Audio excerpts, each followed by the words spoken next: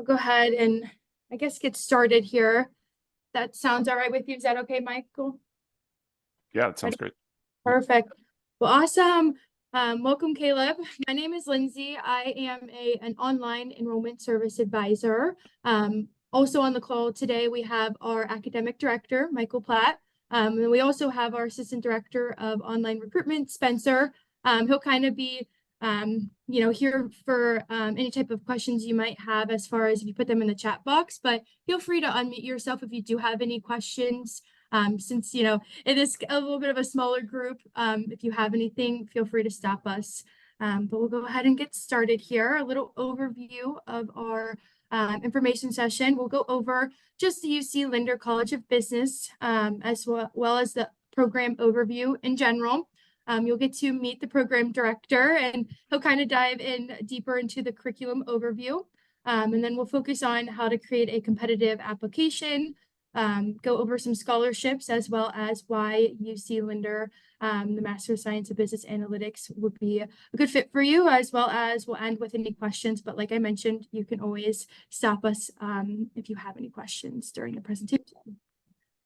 To get started, so UC Lindner College of Business, we're a Carnegie Research One Institute, which is awesome. So a lot of your classes are going to be research-based, a lot of papers, obviously, but it's good to be a research institution, as well as we're AACSB accredited, which is awesome. Only 15% of business schools worldwide meet that standard, so it is a high standard of accreditation. We're ranked in the top 75 business colleges nationally, according to US News. And we are number 4 for co-optive education as well. A little overview of our business analytics program. For the online modality, it is offered part-time. We have 3 entry points: fall, spring, and summer. It typically takes students around 2 to 5 years to complete the program. And it's also a STEM program.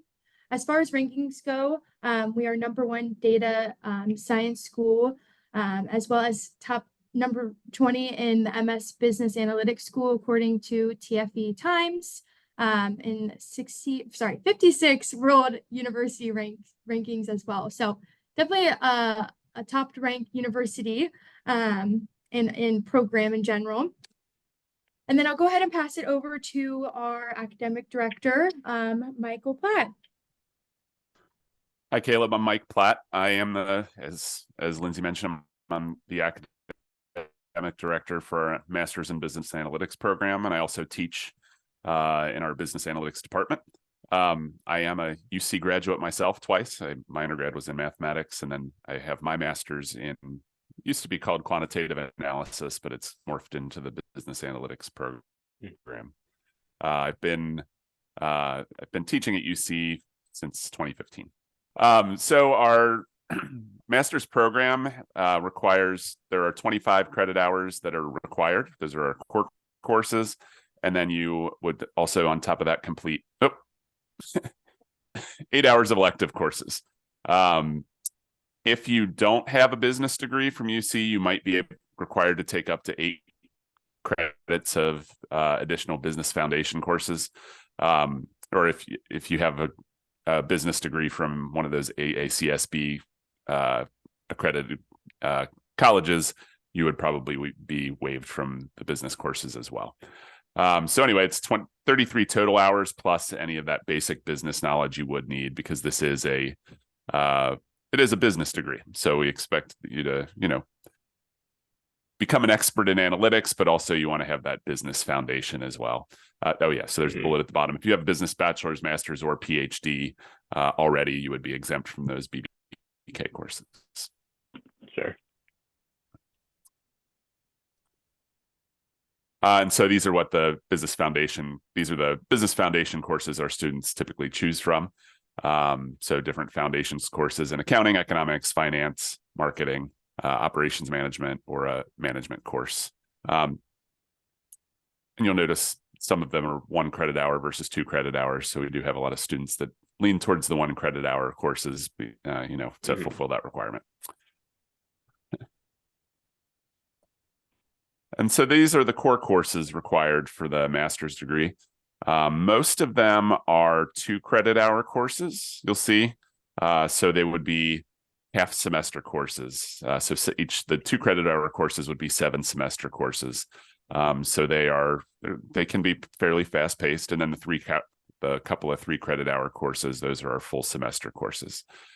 So we have courses in data wrangling, optimization, simulation modeling, statistical modeling, various modeling techniques. We have a couple courses in data mining, regression, statistical methods. There is one IS course that's required in data management. Data visualization is one of the more popular courses in the program. We get a lot of master students from throughout the university wanting to take and taking that course. And then there is a career management course, but that is not for the online students. Is that correct, Lindsay? I believe Yeah, that's correct. Yeah. So, but those are that course, even for our full-time in-person program, that course is waived if you have work experience. So most of the people in our online program are working professionals already. Sure.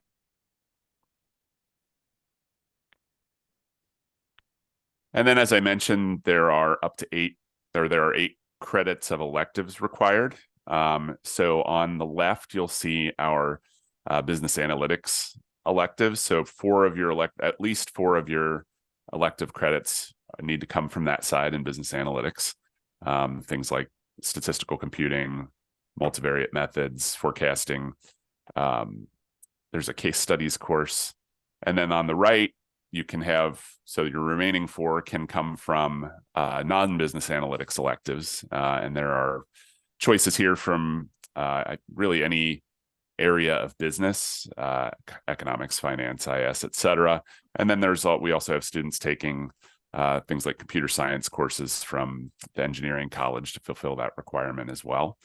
I will say, so you notice on the left, there is special topics in business analytics, and on the right, about 2/3 of the way down, you'll see special topics in IS. So those are kind of course numbers that we use to, for the hot new thing, right? So this past year, we've introduced courses in ChatGPT, ChatGPT specifically, but more broadly AI and machine learning. And in the fall, those courses are going to be getting their own course numbers. And we're also adding a graduate certificate in, it's called AI for Business. It's a graduate certificate in AI for Business. So that could actually be used to cut those. It will be 4 courses, 2 credit hours each. Those would be able to be used for the electives for your program. And so you could get a certificate in AI for Business along with your Master's of Business Analytics. And those courses will all be offered online. So that's a nice option that we're introducing. Sure. Yeah. And then everyone is required to complete 1 credit of capstone, a 1 credit capstone project. And that can be that the project can come from a few different kind of methods, right? So it could be a research project that you find if there's a particular thing that you're interested in and you want to develop a project based on that, you can do that. A lot of times students will seek out a data set and determine what sort of project to complete for their data set, or using that data set. It could be an extension, an extension of some case analysis that was completed in class. So you wouldn't just submit what you did for a class, but if there's a project that you did for a class that you'd like to expand upon, you could use that for your capstone. Or if you are working, your capstone project could be based on a project that you've done at your job. And you would work with a faculty member from your master's program and someone at your work, whether it's a colleague or a manager of some sort, readers and such. So the capstone project, as it probably sounds, is very wide open what you choose to do. You just need to demonstrate really that you've mastered what you've learned in this program. So whatever you do for your project, it should be something you've learned in this program that you're applying to, whether it's a job or some research interest of yours. And that would be typically completed either as you complete your last classes or after you've completed your last classes in the program. Mm-hmm. Awesome. Thank you, Mike. We'll go ahead and kind of Sure. transition into what that online application process is going to look like. And obviously, Mike, feel free to chime in as well on these slides. Sure.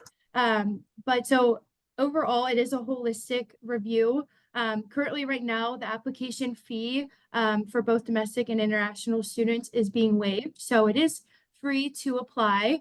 And then we will need all of your transcripts from any institution that you've attended or got college credits from. We'll need those unofficial transcripts from the universities for the application process. Another material that we do require is going to be a personal statement. Personally, I think the personal statement is one of the more important parts of the application because it's a great way to personalize the application, really let the review committee know what has you interested in pursuing this specific program, how it may help your goals, and whether it be your career goals, personal goals. It's really a great place to tell your story. Make your application, not just your resume, transcripts, black and white type of material. And then going on to the next bullet point there, we do require your current resume as well. And then we require 2 letters of recommendation. And in the application, you just have to enter their first and last name and their email address. You don't actually have to provide their letters for the actual application. UC emails them directly, and we gather their letters of recommendation. So it comes directly from them. Then we do have the GMAT. I will jump in. I always tell people, if you can, try to get 3 recommendations or request 3 recommendations, just because, as someone that gets asked for recommendations from time to time, a lot of times whoever you asked for a recommendation might get busy and you don't want them holding up your application. So I would try to get 3 just so that at least 2 of them can submit it in a timely manner. No, that's a great point. Yeah, I don't think in the application portal there really is a cap. So you could add 3, 4, and whoever those first 2 respondents are, your application will be complete faster than maybe if the other one was taking longer that you thought might have answered. But yeah, that's a good point. But yeah, and then looking at the GMAT and GRE requirements, we'll go over the options you can, you can be waived out of, but it is something that we require. And then we also have the Kira talent interview, which is a final brief online interview. But looking into prerequisites for the program as well. So we do like to see the 2 semesters of college level calculus 1 and 2, and 1 course of linear algebra and matrix methods, and then just a fundamental knowledge of computing. So being familiar with MATLAB, Python, SAS. Mike, if you want to speak a little more to that as well, you don't have to, in my understanding, an expert in these, but be familiar with them. Yeah. So as far as the math requirement, we historically have required college to have taken these courses in college. We trialed with our current full-time cohort that started in the fall. We had a few who had handful that had really great applications. Otherwise, they just hadn't taken the calculus and the linear algebra in college. So we trialed something where we had them complete a couple of Coursera courses in calculus and linear algebra prior to starting our program, and that seems to be working really well. So if you don't have that math background, or if anyone else that sees this does not have that math background, we don't let that deter you from applying for the program, because I think we're going to try that again for our upcoming admissions as well. We do require students to take a couple of LinkedIn learning courses prior to starting classes in R and Python. So for those who don't have much experience or any for that matter with these, we do give you a little bit of a kind of a boot camp coming into the program. So don't let that deter you either. Obviously, if you've had all of this, you're better prepared for entering the program, but you'll still be okay as long as you put in the work. Awesome. Thank you, Mike. Yeah, definitely. Sure. Want to go ahead and move on to the international students for your transcript evaluation. So we do require anyone that's ever obtained a degree outside of the United States to have a NACES course-by-course evaluation. So there is that website linked on this power slide. They have a website of all of the approved members that we can accept. WES is a very common, I would say, used member, as well as seems to be most affordable. And same with ECE. They also do a comparison to like 3-year degrees and make sure that it's equivalent to a 4-year bachelor's degree here in the United States. And also to mention that these are required by the beginning of the program start as well. Typically, we'd like to see the NACES course-by-course evaluation in the application, but it's required for at least the beginning of the program start of the program. Sorry, excuse me. Awesome. And then also the English proficiency test. So we do require those scores. There are ways to waive out of those as well. So a bachelor's or graduate degree received from a country where English is the official language. We do accept Duolingo as well. And those are the scores as well listed on the slide there. An automatic waiver out of the English proficiency test is going to be, like I mentioned, the bachelor's or graduate degree received from a country where English is the official language. Considered as well is a bachelor's or graduate degree from an entirely English instructed institution. And then U.S. permanent residents do not need to provide proof of English proficiency tests. So keep that in mind as well. Moving forward to that GRE and GMAT waiver, like I mentioned. So there are a few ways that you can waive out of taking that GMAT or GRE. One is obtaining a graduate degree or other master's or PhD in a relative field. Then also 6 graduate credits from the University of Cincinnati in a relative field with 3.5 grade point average or higher. And then we also have a way to waive out of the GMAT or GRE due to your work experience and industry work experience. So anything 4 years or plus of advanced industry experience. And these this will pop up in the application to waive out of the GRE or GMAT, but you must select the eligible waiver option at the time of the application submission. I will add, if the rest of your application looks great, you had a high GPA and you have really good work experience and things like that, by all means waive the GRE. But if your undergrad GPA was low or you don't have much work experience, so you might be eligible for one of these, but your application might not otherwise be great. You might want to take that GRE to give it a little bump. Yeah, that's a great point as well. Well, moving forward, looking at start dates and deadlines. So our next semester for the online program is going to be the summer semester. Application deadline is April 15th and classes start May 6th. If that's too quick of a start, or if summer doesn't work best for you, we do have that fall start date as well, where classes start August 26th and the application deadline is 31st. And then those spring deadline and start dates are provided there as well. Then looking at tuition, as far as tuition goes, like I mentioned, the online program is only provided part-time, so it's total cost per credit hour. So just kind of depends each semester on how many credit hours you're taking. And I'd say on average, typically it's around 8 credit hours for the online modality, 6 to 8. And per credit hour for Ohio residents, you're looking at $1,000 a credit hour. And then total, cost per credit as a non-resident of Ohio, you're looking at $1,015. So just that $15 non-resident surcharge. Awesome. And then going into scholarships as well, we do have graduate assistantships where you can apply through Handshake, as well as you're eligible for FAFSA. So we definitely, I'd recommend applying for FAFSA. We also have a estimate your tuition on our website where you can kind of see, gauge on what that would look like. And then we also have a university to business partnership scholarship as well.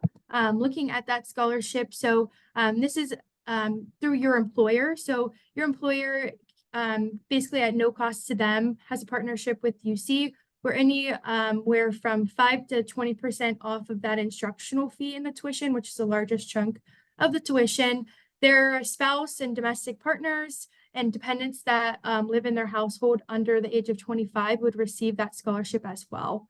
We have 100 plus, online programs, as well as, you can earn that anywhere from 5 to 20, depending on how big that employer of yours is. And we do have local universities to business partnerships like Kroger, big, well-known Fortune 500 companies around here. So definitely something to look into as far as saving money. And then looking at why UC Lindner Online Business Analytics program might be a good fit for you. With the online modality, it is quite flexible as far as, it is asynchronous. It's built in for working professionals, 100% online. You're never required to come on campus if you don't want to, but if you're more than welcome to come on campus if you want to take that, resource of using the on-campus benefits. And then we do also have start to graduate support. So we set you up with a advisor. They kind of make sure that you are registering for the right classes. We're trying to set you up for success from day one to graduation and beyond. And then this is a contact slide. Feel free to take a picture of this, screenshot it. If you have any questions and you're not on the, logged into the webinar today, and if you have any questions, feel free to call that number, as well as you can email that email address there.